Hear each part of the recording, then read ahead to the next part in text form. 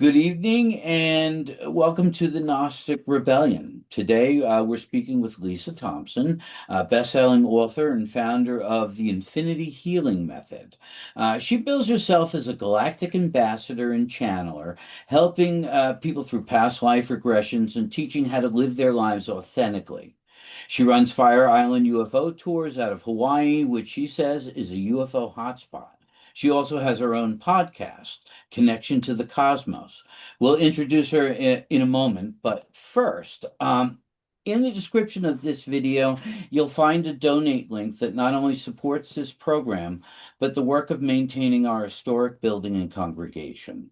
We're the first fully owned and operating Gnostic church on the continents of the Americas, and your donations are tax deductible. While you do that, we'll extend this small blessing. May wisdom and divine providence increase the unique genius of our congregation and bring us to health, wealth, and increase of days. Okay. Hi, Lisa. Thanks and welcome to the Gnostic Rebellion. Great to be here with you. Yeah, I'm excited to talk to you. I want to take some of the things that you teach and that you promote and promulgate spiritually, and I want to take them uh, in a Gnostic direction. Okay. That I don't know how that will come across, but we'll see. Um, and so the first thing I kind of want to really come out with is, would you describe your step-by-step process to activate higher consciousness? And tell me, what is higher consciousness?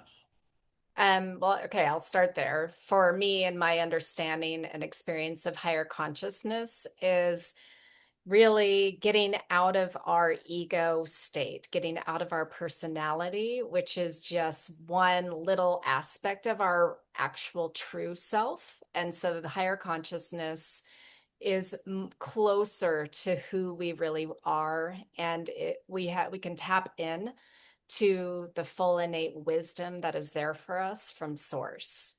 So Could when you say that both that higher consciousness, the source as you call it, Mhm. could you say that together with the personality and all that goes into self, would you say that they're really part of one of the human soul? Yeah, I would. It's we are a soul. We are not our ego. Our ego is just a costume that we wear in this one earth life, this one of many infinite lives that we have. And so whatever we choose to come here and experience, that isn't really who we are. It's just a game that we're playing, an avatar that we're wearing. So for me, the higher consciousness is tapping into that aspect of ourselves that's beyond the ego. So you're bringing the higher consciousness as something that is real, and then you're saying the ego is something that is not real. Not necessarily not real. We experience it as being real for sure. But Well, you know who you are. I know who I am. We know what is ours. You Yes know, and no. Because we are infinite beings, we are multidimensional beings. And so, who I came into in this earth life as Lisa, what my experiences were, who I thought I was, is very different than now, 53 years later, who I know myself to be. And so, we can change that reality, that perception of who we are, why we're yeah, here. but I would say then that what you've done is created, I don't want to say a larger ego, but you've reintegrated the ego into other aspects of your personality, which you now bring in that the ego rejected before, or didn't recognize, or was afraid of, or any one of a variety of other protection mechanisms. Um, I guess perhaps, although, my understanding is when we're born into this earth life, this plane of existence, we go through the tunnel of forgetfulness. So we forget where we really come from, who we really are. And what I have been doing in this particular life is to remember. It's not a learning of who we are, it's a remembrance of where we really come from, how we're all connected. We are all one, we are all part of Source. And so when I'm talking about these multidimensional aspects, yes, maybe in a more physical reality in these ET realms, there is some ego personality involved. But ultimately, at the higher dimensional frequency levels, it's more of a collective consciousness. It's not ego, it's just higher awareness. Carl Jung spoke of the collective unconscious. Are you familiar with his writings on that? I have not um, I have not gone deep into his work. I was not a psychology major. Some of my friends were, my mother was. And Uh-huh. so I do understand a little bit just from, I guess, my intuition of what that might mean of the Okay. collective unconsciousness. Well, And it's where we're all connected. It develops the myths that we define ourselves by, both ourselves to ourselves and our role in the world. So, these collective myths, build into religions in some cases and build into spiritual systems and sensitivities that deal even intellectually with philosophy and stuff like that. Um, so this was a way of tapping into a knowledge where it's the collective unconscious. It's where we're all connected. But I sit around and I realize that, if we say the universe is 15 billion years old, I haven't been around for most of that. I've been around these 65 some odd years, and that's really the end of it. Uh, in that regard, if I've been all these other things, um, if I had so many other different lifetimes, even if I came through an evolutionary path mhm, that either I don't remember or like in some occult circles, it is all about remembering. mhm. So that you have a point in your development where I'm reaching for my thing here. You have a point in your development where um, you research your past lives directly. And I do want to talk about that. But I really would like to go into your ideas on ideal timelines. Well, so we're going to go quantum for a moment. So at the quantum level, all timelines exist simultaneously. There is no past, there is no future. Everything is in the now. Yep. And that means that all of the lives, all the no matter what realm it's in, whether it's in Earth life and non-Earth life and energy, consciousness life, no matter what, all of those are existing simultaneously. We Quantum also, theory proves all information is yes. not destroyed. You can't destroy Oh, information. exactly. And we also then have infinite number of timelines as these Earth humans that we come here to be. We have free will, we can make different choices, and every choice that we make puts us on a different kind of timeline. And so, in terms of when I'm talking about with my clients and my students accessing their highest timeline potential in this life, what that means is that for them, they are living their their best life, like whether it's their health is really good, they understand the abundance all around them, and abundance comes in more forms than just money. They have amazing relationships, so different aspects of their life are really amazingly going well. So Okay, so that, you're shifting timelines, and physicists are talking like this. I think you're yeah. being consistent with, physical ideas. Oh, Uh, absolutely. they are talking about all these timelines that happen simultaneously, and every decision we make steps us, through one and into another. So Yes. I think you've tapped on something interestingly. So how do you engage with this shifting of timelines? So um I don't know how familiar you and your audience are with the ideas of law of attraction, but if you are, then It's very similar to what is taught in the law of attraction kind of materials, where what you focus on and where your emotions are, where your energy is, that creates your reality. So we are the creators of our reality. And we can either be really conscious about that, or we can be in the collective unconscious about that and go on our autopilot. And so, if we want to be consciously creating something that is different, like let's say we are in a job that we just were miserable in, then we have the ability to change that reality. So, what do you want? What do you actually want to create? And so, keeping the vision, keeping the emotion as if it's already happened, and acting as if, keeping attuned in the frequency level where that reality is existing, the more that you are in that frequency, then you're right there in that timeline.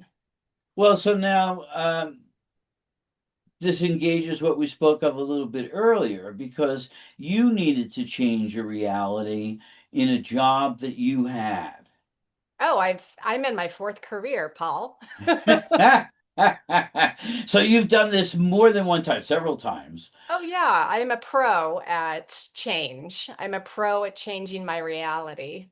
Okay. It's almost, I think 200, 300 years ago, you could commit a murder in one town and move 2 miles away and nobody would know you. Yeah.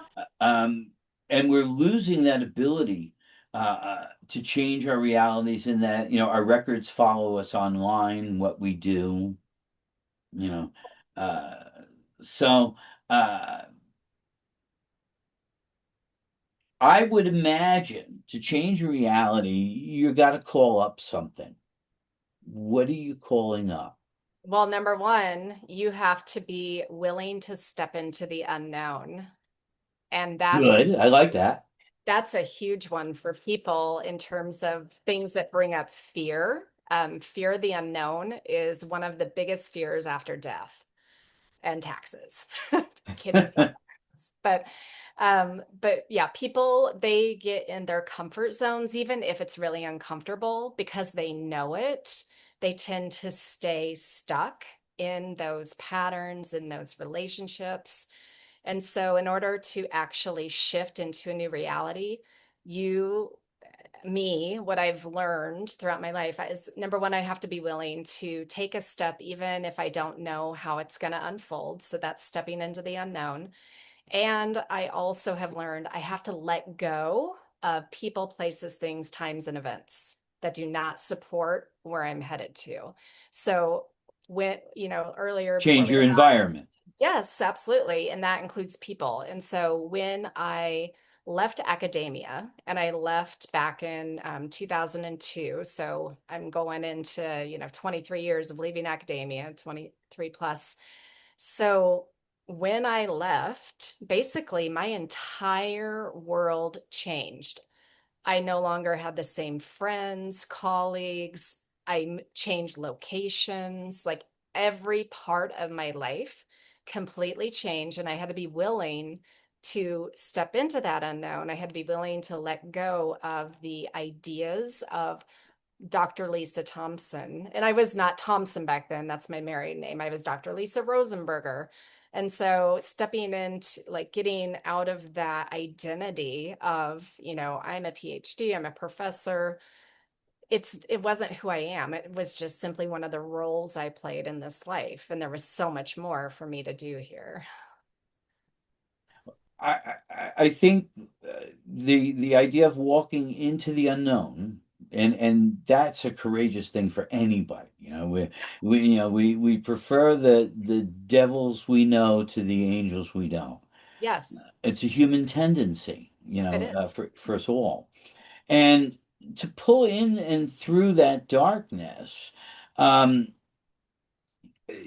intuition, synchronicity, higher guidance, support, healing, um, all of these things combine. And I think as you change your outer world, you also are working on changing your inner world simultaneously. That is synchronicity.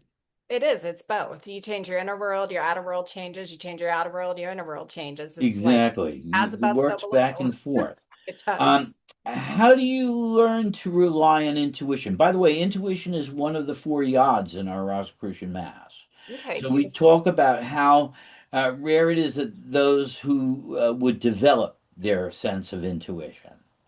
Oh, how rare it is. I don't think a lot of people use their intuition well at all. Well, I'm going to say they don't use it, but they have it. Everybody's born with it naturally. I Well, mean, they I are. think most spiritual work is inherent. Just Yeah. people learn to, build a brick wall between it. Yes. It's Okay. scary. So for me, it has been a series of experiences of evidence built up over time of me trusting the intuition that comes. And it's also the 2020 hindsight of like, oh, I had a feeling that I shouldn't have done that or stayed there or whatever. And then after the fact, oh, I was correct about that. And so learning from experience for me has been a huge thing. But another part of that was I actively was doing disciplines and taking classes to enhance my intuition. I also was understanding how I was designed. One of my modalities is human design. And one of the beautiful things that human design gives us is how we get to our inner yeses and nos, like our true yeses and nos for us. So when I learned that about myself 11 years ago, I'm a sacral generator. So that means when my gut tells me, yes, we're doing this, I've learned to trust that gut, even if I don't know why. Like I've gotten answers like, I don't know why we're doing this. I don't even know how it's going to unfold. But if I trust it and I take that step, then the rest of the steps unfold. And here I am in Hawaii, not Washington State. And I'm living a dream life here. So, Okay, so you seem to be describing a passive state where you listen to the impulse coming from your intuition.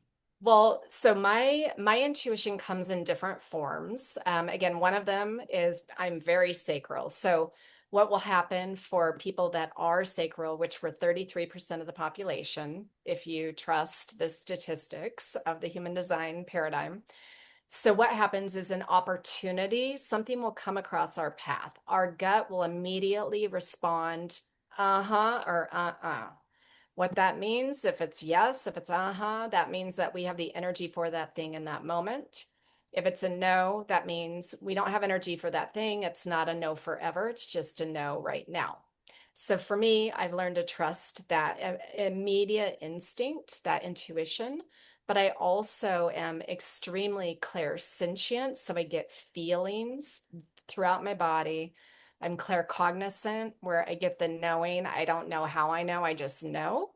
And then a little less clairaudient, where I hear things. Sometimes I will see things, I will smell things, taste things. So Are my these what clair you call the different clairs? yeah, these are the Claire abilities. And everyone has the Claire abilities, but some people are better at some than others naturally, and they're all muscles that we can practice at. Everyone can really enhance any of their Claire abilities. Okay. So now, Shakespeare said, we are the stuff that stars are made of. And, certainly Plato talked about remembering our cosmic origins in some way. And the ancient Gnostics talked about this as well. They called that source, they called the pleroma. Similar idea, and not that we necessarily deal with the pleroma here at the Gnostic Church. It's not necessarily part of any kind of doctrine that we have, but it uh, it is something when you get to physics, and you start to realize the Earth is just cooled stars. That's what the planets are, and everything starts with some gas coalescing into a star, and the star explodes, and it becomes us. So I think that's really, really wild. So, uh, would you talk a little bit about remembering our cosmic origins and, just kind of orient us to your ideas on cosmic origins? Okay. Yeah, well, actually, one of my books, it's called Connection to the Cosmos, Remembering Your Galactic Heritage and Embracing Your Oneness. And so, really, what I have come to understand for myself in this reality is that, again, we're more than just this one Earth life. We are all of it. We are all connected to Source. And so, we just come to experience these different realities just to feed that information back up to source. It's like, okay, what do we want to go experience next? Let's go do that. Let's go do that. And ultimately, it's a culmination of wisdom that then is part of the greater higher consciousness, we'll say. And so we have, as humans here on this earth, we have up to 22 different ET races in our DNA. I do believe, even though I'm trained as an evolutionary biologist, I do believe we were seeded here. I believe we have been genetically modified through our human evolution over Earth's history.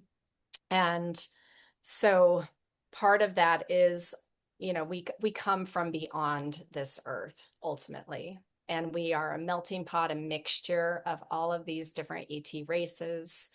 And we are now at a time in our Earth's point where there are some of us that are awakening to remember who we are. We're awakening to this higher frequency vibration that will truly remember our galactic origins, and we can then be part of the greater galactic community. But it goes beyond just the galaxy. So uh, how would you interpret the our body and it's the substance of the earth. It's a Well, part of who and what we are. I mean, yeah, it's an avatar. It is something, it is a costume in this physical density, third dimensional, fourth dimensional reality. That is the like some of the most dense reality that exists throughout the universe that I understand. And so, yeah, we come here to really experience slow, we perceive it as linear time. Um, because it feels so slow and so real, we get to experience the emotions that go with things. We don't get to experience instant manifestation like we do in our higher states of being. And, it's like, well, why would we come here? Earth is the PhD level in terms of school, in terms of like these beings that are in these higher dimensional realities. They are born remembering who they are. They don't need to remember who they are because they just know how connected we all are. And so we go through that forgetting process and we experience these different agreements with the people in our lives. We feel that oh my gosh, this is so real. And it's not that it's not real, because it is to our ego, but from a higher perspective, it's just one of the many costumes that we are experiencing and games that we're playing. And when we know that it's a game, we can play it better. Do you see each costume that we take on? There was a point where we took on the first costume, I assume. May perhaps not. Perhaps we've always been taking on I costumes, mean, all as you things call are them. I'm using your parallel. phrase. All Hmm? things are parallel. All realities are parallel. It's not past or future. It's So, all, but what I'm getting to is, do you see any part of this to be evolutionary in any way? well, evolution. So again, I'm trained as an evolutionary biologist. Evolution Right. does happen. And evolution is simply growing, learning, changing. And so we can do that as a consciousness. We can do that in a physical form in terms of our anatomy and physiology and environment changing. And so it's a combination, but evolution is real. Now, what are the mechanisms? Is it Darwin evolution? No, not necessarily. And so, there, even as an evolutionary biologist, there were different ideas of how evolution could happen, let's say in animals and plants. You have punctuated equilibrium, where you've got stasis, things are the same, same, same, and all of a sudden there's a massive jump into a change, and then same, same, same, same. Then you have gradualism, little changes over time, baby steps. But And really, what I'm getting at is perhaps that which takes on the mask of this ego, this one, uh, spark from the fire. Um, Perhaps at one time, maybe I was an amoeba, and yeah, and then a fish, and then yeah. whatever. I now I know there are some schools of thought that say that we have to graduate into these higher and higher forms. Well, I'm not talking about graduating, but certainly you're working gradually. Well, and I would say not necessarily. I would say it doesn't have to be like that. It's not linear. Nothing, it's really not linear. And So, in other words, one could die a human being and then wake up an amoeba because that's where they chose to go, and then die an yeah, amoeba and be a reptile. yeah. And actually, I've had clients experience lives as thousand-year-old trees and the consciousness of that. I've had them experience being crystals in the ground. I've had them experience being a dragonfly. So, and I've even experienced myself as being like pure energy, holding the space for Earth and telling the powers that be that, okay, it's time to bring the animals to Earth.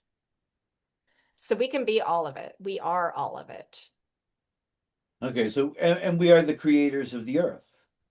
We're the, well, We we create are, our lives, we create the earth. we We create are, our reality. yeah, okay. That fits in with a lot of things. So now you've also spoken of contact experiences and how they teach us about who we really are. I see this as a process of rumination, you know, and that I think becomes important, in modern Gnostic praxis. Um, because it's through rumination that we get a larger dip into our consciousness. Uh, we recapitulate what we've been through, and that teaches us about where we are, and we could better project where we're going. And then we can bring that all together to one unifying statement of who and what I am. And I am God, right? Yes. Yeah. Each one of us is God. Yeah. Yes. We say here, each one of us is God of very God. In other words, you're the same God that I am, that, Mhm. the wallpaper is, and the chair you're sitting on, right? Yes. So, there's nothing that is not God. Hitler Correct. was God, a sewer is God. Yes. you know the Gnostic concept, the ancient Gnostic concept of abraxas, if God is infinite in everything, Mhm. then there's nothing that is not God, and God is all good and all evil. You have to have Well, both. and actually, that's only a third dimensional reality perspective because, from my understanding and my experience, is that we experience that polarized, the good, the bad, the evil versus good kind of thing only in a third dimensional reality, third density reality. As soon as you are shifting into higher frequency reality, fifth dimension and higher, that polarization no longer exists. Love is the basis of everything, and there is no more good or evil. And so, even what we experience as that polarized reality here on Earth, what my team has told me is that that is a mechanism of evolution. That's how we learn, we grow, we evolve, we experience things, gain the wisdom, and move on. So And so then, there is no true evil. yeah, so we say love is the law, love under will. Okay, um so Tell beautiful. me, what is love then to you? What do you mean by this in spiritual discussion? Okay, well, so the process that I lead my clients through that has been given to me again by my galactic team, and all the team that I work with are in higher dimensional realms. So love, first and foremost, comes from within.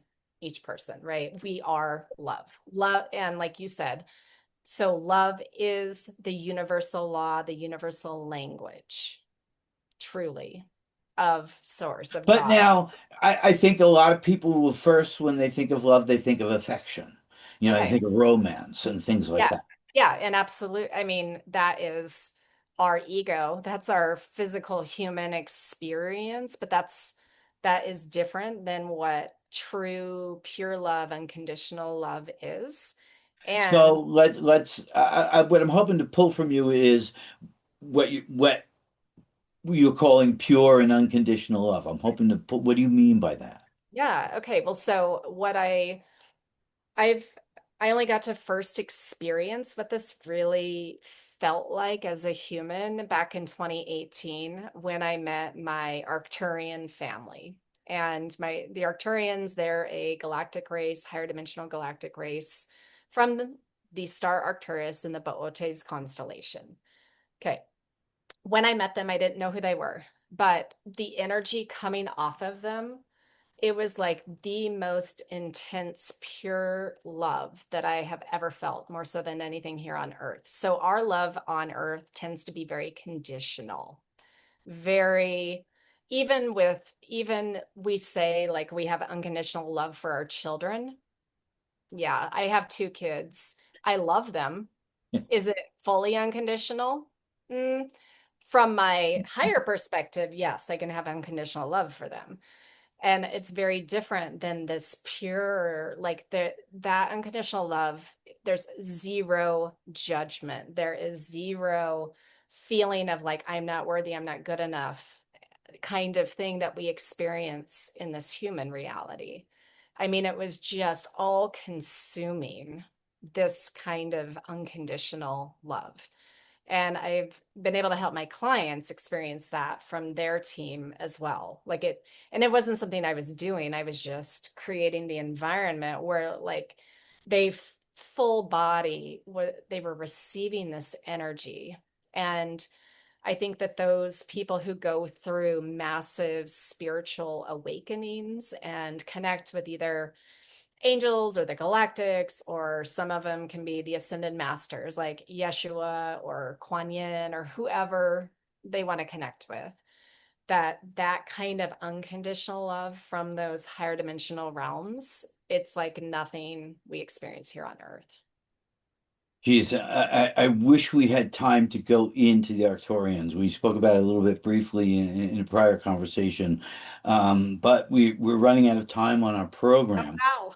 It's so fast. But a wonderful program. I really enjoyed having you here, and I trust our larger congregation is going to enjoy seeing you as well, and that they have something to learn from you.